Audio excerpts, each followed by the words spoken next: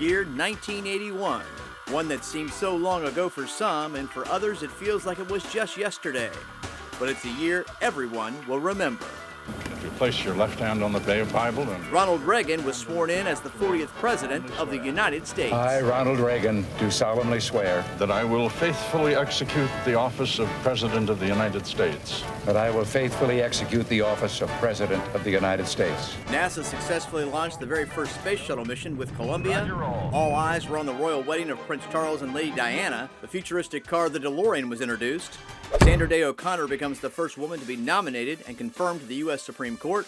Harrison Ford sets us up for great adventure in Raiders of the Lost Ark. MTV Music Television makes its mark and is launched on cable television. Donkey Kong the arcade game was released and was Nintendo's first big hit in North America.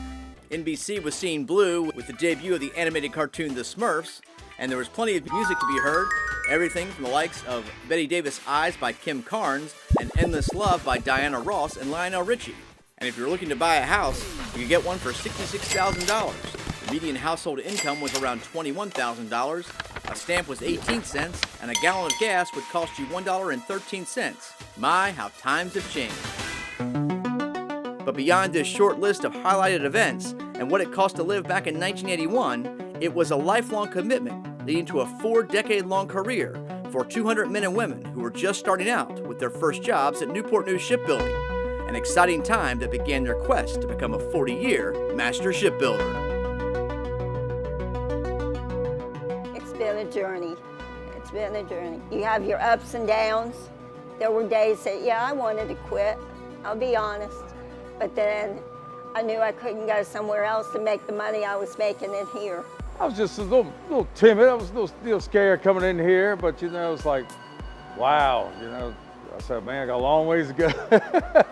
It really that I took it day by day, and I still can't believe that I've been here 40 years, and it's just been a blessing to me. I mean, it's just a great place to work. I'm not just saying that because I'm doing this. It's a great place to work. I tell people that. I've told numerous people, I've helped people get jobs in here. Actually, in this shop, you know, talked to them and came in, and they're still here today. It's amazing, I mean, to see that I've been here 40 years, it does not seem like it. It really does not seem like it. Turned out to be a lot of learning and it's just great experience. A lot of people don't get this type of experience.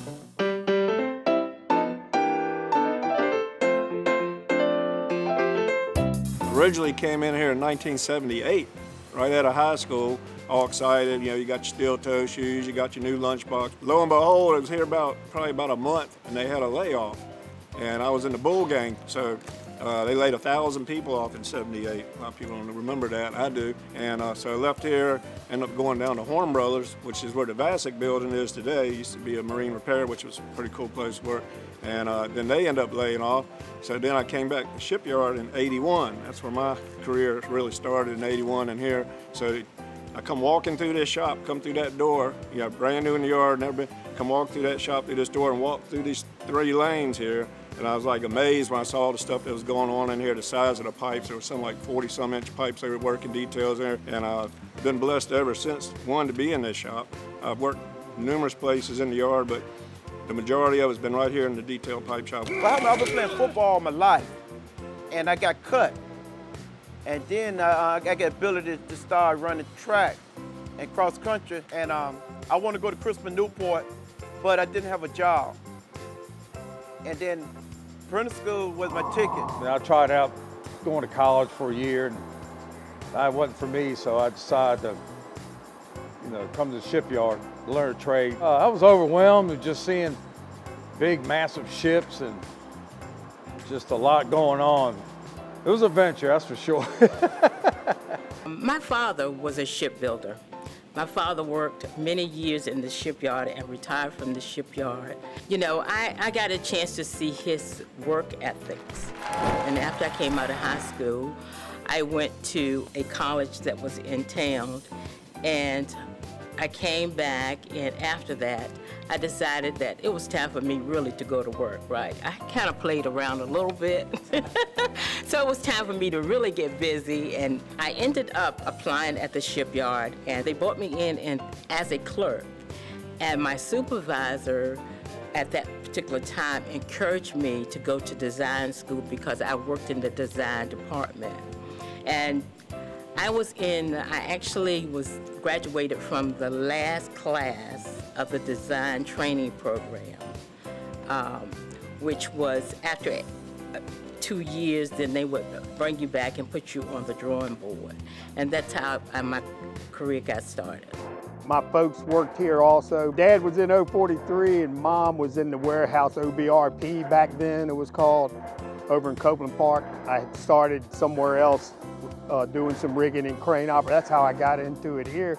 It was a little bit intimidating, but once I got here, the guys that I worked with, started out with, they took to me pretty quick and you know, showed me the ropes and taught me a whole lot. My husband worked in the food industry, and he did not make that much money. We were okay, but we didn't have any extra.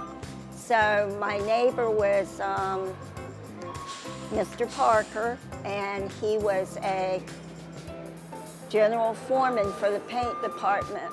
And he told me that I needed to go to the shipyard and told me what to apply for, and I got the job.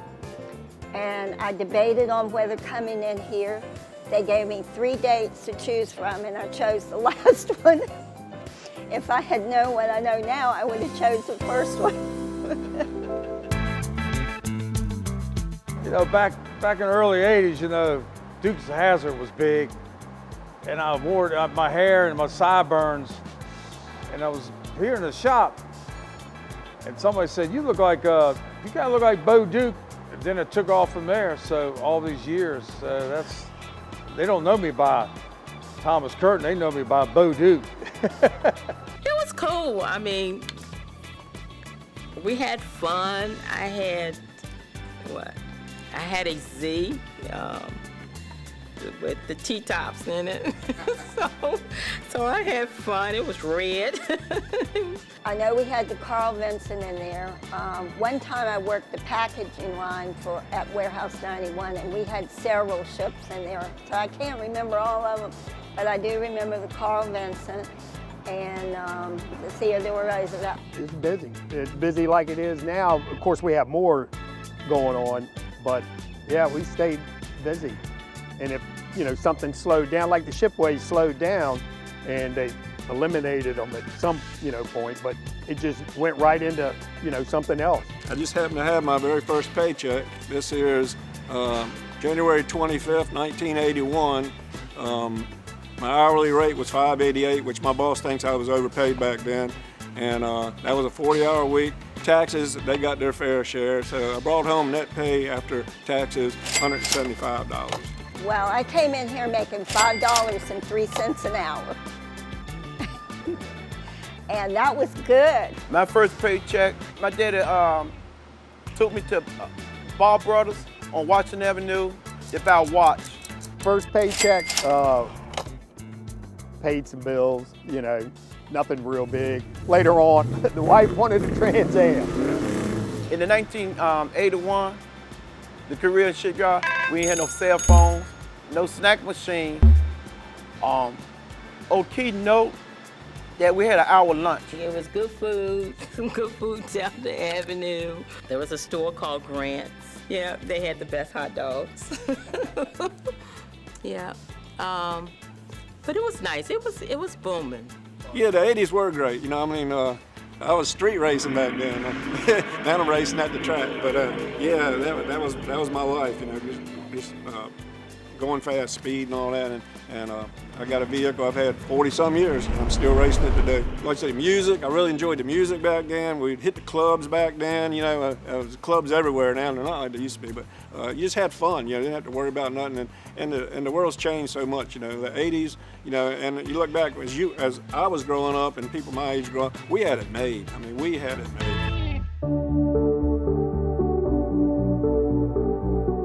I've seen a lot of changes, yes, and it's a great feeling to be a part of this journey. It really is. And when you look back 40 years, I grew up in here. I came in here at 25. So I grew up in the yard, and when I came in, you couldn't have told me I was a kid. But now that I look back, I was just a kid when I came in here. Nathaniel Matthews came to shipyard in 1981. I ain't had no intention leaving because it blessed me to go through life, and that I learned a lot. I learned a lot about shipbuilding and provide a living for my family.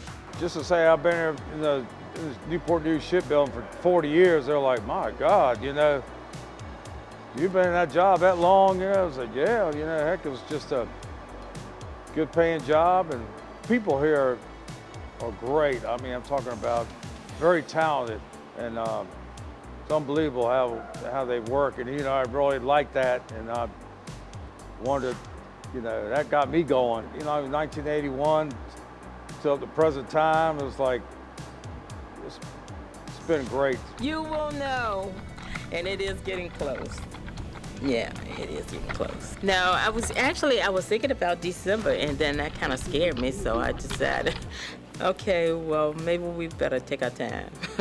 So I think by March, I'll be ready. You can't keep up with it. It just flies by, and all of a sudden you're there. You know, you're at your 40 years, 50 years, however long, you know, you want to work.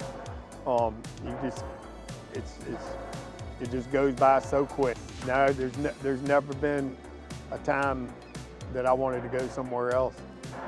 Really hadn't. I guess me going from project to project throughout my whole career and ending up where I'm at, it was just so satisfying, and I just can't explain it. The grass isn't greener on the other side. You think it is, but it isn't. Everything that you need is right here if you want to do this type of work.